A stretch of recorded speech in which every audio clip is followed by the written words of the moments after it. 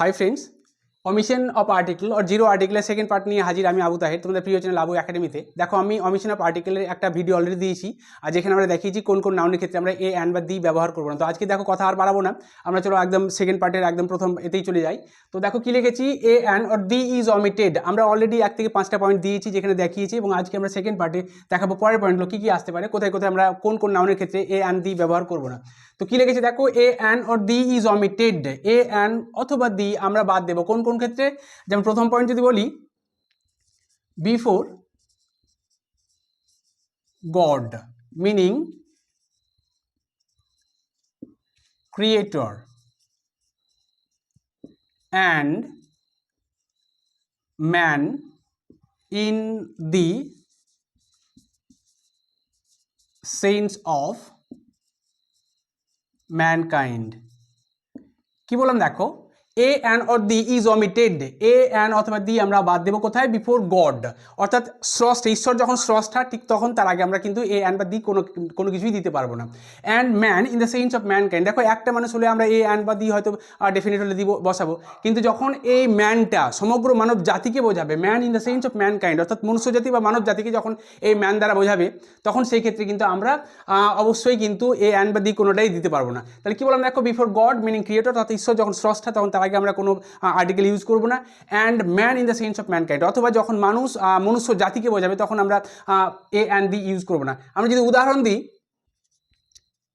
তাহলে দেখো কি 1 নম্বর পয়েন্ট হচ্ছে, গড ইজ অমনিপটেন্ট,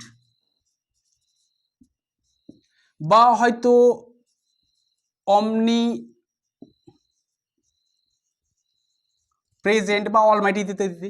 কি বললাম দেখো, গড ইজ অমনিপটেন্ট অর্থাৎ ঈশ্বর সর্বশক্তিমান, অথবা গড ইজ অমনি প্রেজেন্ট অর্থাৎ ঈশ্বর সর্ববিরাজমান, ঈশ্বর সব জায়গায় থাকে, সর্বশক্তিমান। God is Almighty, god is merciful, তুমি যা লিখবে। অর্থাৎ কি বললাম দেখো, যখন গডকে আমরা ক্রিয়েটর বা স্রষ্টা হিসেবে দেখবো, তখন আমরা কি তার আগে কিন্তু কোনো আর্টিকেল ইউজ করবো না। পরের উদাহরণটা দেখো, man is the most intelligent of all creatures। কি লিখলাম দেখো, man is the most intelligent of all creatures, অর্থাৎ সমস্ত সৃষ্টির মধ্যে শ্রেষ্ঠ বা সব থেকে বুদ্ধিমান জীব হলো ম্যান। তাহলে কি বলছে দেখো, যে এই যে আমরা গড বোঝালাম বা এখানে ম্যান দিলাম, দেখো এটা ম্যান কিন্তু একটা মানুষ নয়, বরং মনুষ্য জাতিকে বোঝাচ্ছে। তো আমরা এর আগে দেখো কোনো আমরা আর্টিকেল ইউজ করিনি। আমরা পরের পয়েন্টে আসবো। দেখো পরের পয়েন্টে কি লিখছি দেখো, before some names of relation as father, mother, aunt, uncle, sister, বা হয়তো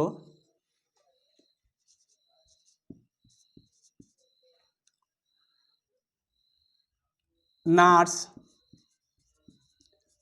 ডক্টর বা রাঁধুনি, কুক ইত্যাদি। অর্থাৎ কী বলছে দেখো, before some names of relations as father, mother, aunt, uncle, sister, বা হয়তো এমন হতে পারে যে হসপিটালে কোনো নার্স বা ডাক্তার এদের ক্ষেত্রে, বা হয়তো কুক কোনো রাঁধুনির ক্ষেত্রে। তাহলে কী বলছে দেখো, আমরা কখন a and or the is omitted অর্থাৎ এ অ্যান্ড দি ইউজ করবো না, বাদ দেবো কোন ক্ষেত্রে, before some names of relations, অর্থাৎ কোনো সম্পর্কের পূর্বে। যেমন ধরো বাবা, কখনোই আমরা দি ফাদার বলবো না, বা দি মাদার বলবো না, দি আন্ট বলবো না, আমরা সরাসরি লিখবো father is the keeper of my house, বা ইত্যাদি ইত্যাদি। Father, mother, aunt, uncle, sister, অর্থাৎ এই শব্দগুলো দিয়ে, এই নাউনগুলো দিয়ে যখন তুমি কোনো বাক্য ইউজ করবে, তখন এদের আগে কিন্তু কোনো আর্টিকেল ইউজ করবে না, বা হয়তো যেমন নার্স বা ডক্টর ইত্যাদি ইত্যাদি। দেখো পরের পয়েন্টে কি বলছি, বিফোর ল্যাঙ্গুয়েজেস অথবা the names of street,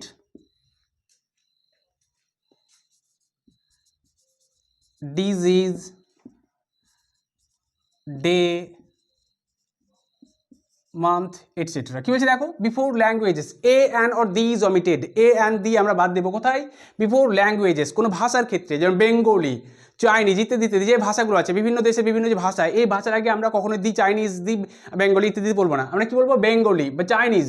so before languages, ভাষার পূর্বে দ্য নেমস অফ স্ট্রিট, বা অনেক সময় আর রাস্তার নাম থাকে যে NH-34 NH ইত্যাদি ইত্যাদি, বা হয়তো পার্ক স্ট্রিট বা ইত্যাদি যে রাস্তার নামগুলো থাকে, সেই রাস্তার নামের আগে আমরা কোনো আর্টিকেল ইউজ করবো না। ডিজিজ নামের ক্ষেত্রে যেমন কলেরা, ক্যান্সার, টাইফয়েড ইত্যাদি যে বিভিন্ন রোগ আছে, সেই রোগের আগে আমরা কখনোই আর্টিকেল ইউজ করবো না। ডে, সানডে, মানডে, টুয়েসডে এদের আগে কখনো এ অ্যান্ড দি ইউজ করবো না। মান্থ বা জানুয়ারি, ফেব্রুয়ারি, মার্চ ইত্যাদি মাসগুলো আছে, এদের আগে আমরা কখনোই কিন্তু কি কোনো আর্টিকেল ইউজ করবো না। অর্থাৎ কি বলছে দেখো, a and or the is omitted before languages, the names of street, disease, day আর মান্থ। অর্থাৎ কি আমরা এ অ্যান্ড দি বাদ দেবো ভাষার আগে, কোনো রাস্তাঘাটের নামের আগে, কোনো রোগের আগে, ডে দিনের আগে, বা হয়তো মাসের আগে। চলো আমরা পরের পয়েন্ট নিয়ে আলোচনা করি। Before names of school, college, church,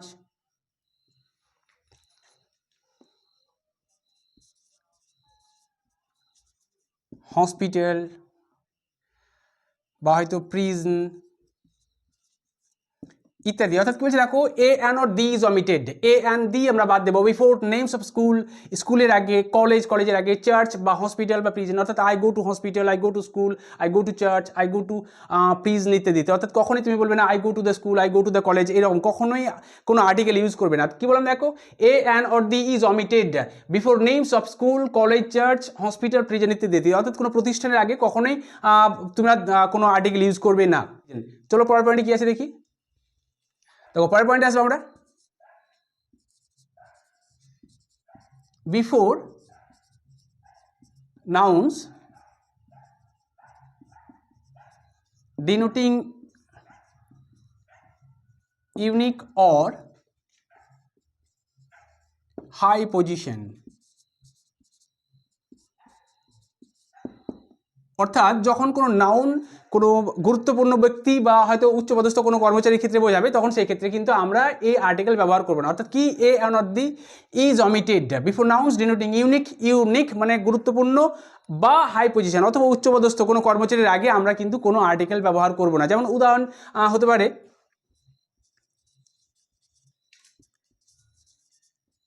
chairman,